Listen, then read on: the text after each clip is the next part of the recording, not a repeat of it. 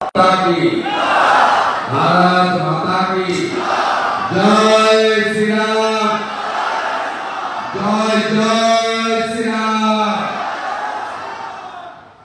समवेत भारतीय जनता पार्टी नेतृत्व कार्यकर्ता बृंद प्रवीण नागरिकर आमादेर शुभचिंतक आशीर्वाद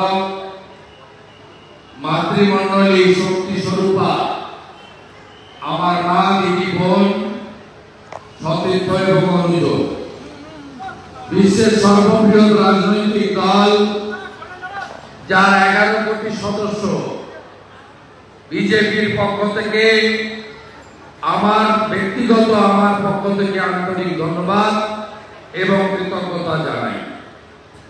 আজকের এই সভার সঞ্চালন ভাতৃপ্রতিম शिक्षक एवं युव मोर्चा सभापति सुकांत विश्वास भाई मंचे मूल व्यवस्थापक जिला सभापति माननीय विधायक पार्थसारथी चैटार्जी राज्य सह सभापति प्राय 2 लक्षेर काछाकाछि भोटे पुनर्निर्वाचित सांसद शिक्षक लड़ाकू नेता जगन्नाथ सरकार আমাদের মাননীয় প্রার্থী যিনি তার যৌবন থেকে কৈশোর থেকে যৌবন হয়ে অদ্যাবধি রাষ্ট্রবাদের প্রচারে নিয়োজিত প্রাণ মনোজ কুমার বিশ্বাস, আমাদের মাননীয় বিধায়ক নেতা অসীম বিশ্বাস, প্রাক্তন মন্ত্রী বিধায়ক বঙ্কিম ঘোষ, রাজ্যের বিশিষ্ট নেতা অমিতাভ রায়, এর বাইরেও আমাদের রাজ্য যুব মোর্চার আমাদের ভাই তাপস আছেন এখানে। আপনারা জানেন 2021 সালে ভোটের পরে এখানে উত্তম ঘোষ শহীদ হয়েছিল। আমি তার বিদায়ী আত্মাকে প্রণাম এবং তার পরিবারের প্রতি সমবেদনা জ্ঞাপন করি। উপবিষ্ট আছেন আমাদের গ্রাম পঞ্চায়েতের প্রধান মহোদয়া যিনি আমাকে 2 বার বরণ করে নিয়েছেন, আমাদের দিদি শিপ্রা বিশ্বাস, মন্ডল সভাপতি ভাই অরিন্দম বিশ্বাস, ভাই সুমন বিশ্বাস, ভাই প্রসেনজিৎ বিশ্বাস, জেলার নেতা বিপুল উকিল, অপর্ণা নন্দী, স্বপন দাম এবং সম্মানিত মঞ্চ। আমি আপনাদের কাছে দীর্ঘ বক্তব্য রাখবো না, কয়েকটা বিন্দু ছুঁয়ে যেতে চাই। প্রথমত এই উপনির্বাচন কেন? দায় তৃণমূল, দায় মুকুটমণি অধিকারী, যাকে আপনারা রিজেক্ট করেছেন তাকে পুনর্বার রিনিউয়াল করার জন্য দাঁড় করিয়েছে তৃণমূল কংগ্রেস। আমার বিশ্বাস আগে ভোটদান পরে জলপান, সকালবেলা যদি ভোটটা দিয়ে দিতে পারেন 1.5 লক্ষের বেশি ভোটে মুকুটমণি হারবে এবং প্রাক্তন বিধায়কের পেট ছাপাবে।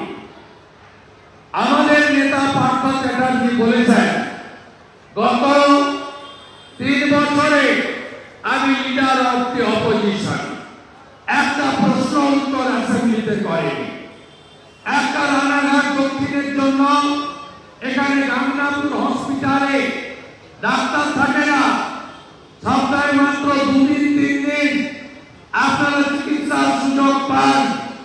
আজকে একদিনও নামের আগে লেখা আছে ডাক্তার মুকুটমণি, বিধানসভায় বলেনি। তাই ভারতীয় জনতা পার্টি তার ব্ল্যাকমেইলিং, তার চাপের কাছে নথি স্বীকার করেনি। তিনি বলেছিলেন সংসদে প্রার্থী করতে হবে, নইলে দল ছাড়বো। আমরা বলেছিলাম তোমার রাস্তা তুমি দেখে নাও, চোর ভাইপোর কাছে চলে যাও, আমরা তোমাকে টিকিট দেব না। তুমি বিধানসভায় ফেল, এলাকাতেও ফেল। একটা মন্ডল সভাপতি, শক্তি কেন্দ্র প্রমুখ, নাগরিক, জনগণ কারোর সঙ্গে সুসম্পর্ক বজায় রাখেনি। এই রিজেক্টেড প্রার্থীকে দোকান কাটা মমতা বন্দ্যোপাধ্যায় আবার করিয়েছেন। এই পার্টিতে সবাই সবই হয়। আমার কাছে নন্দীগ্রামে হেরে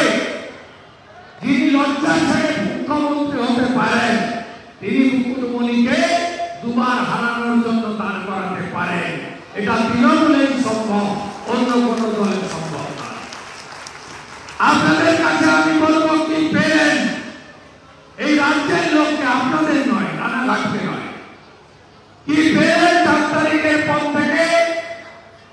আপনারা 4 তারিখের পর থেকে ব্রিটেনিয়ার বিস্কুট তালা তোলার কারখানা, তাতে তালা পড়লো, আপনারা দেখলেন। আসানসোলে ইসিএল এর কারখানা বন্ধ হলো, আপনারা দেখলেন। জমি কেনা বেচায় 2% স্ট্যাম্প ডিউটি বাড়ানো হলো, আপনারা দেখলেন।